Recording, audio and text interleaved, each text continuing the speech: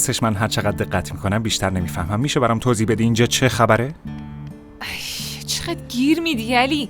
همش میگی تعریف کن، بگو چی شده، گذشته. بذار از اینجا به بعدش رو ادامه بدیم. باشه بس دیگه.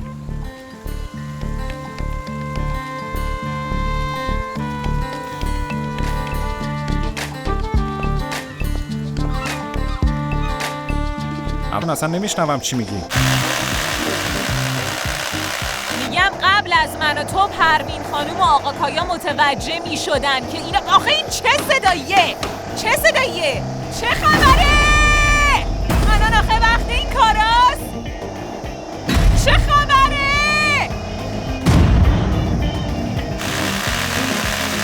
متوجه شدی چی میگم؟ من اصلا میگم دارم نمیشنوم اینا رو... چی داری میگی افسون. خیلی خب پس بیا بریم تو بالکن. چطوره بیا میگم بریم؟ اونجا آره. باشه بریم. ای بابا چه خبره؟ بهتره بریم یه جای آروم‌تر.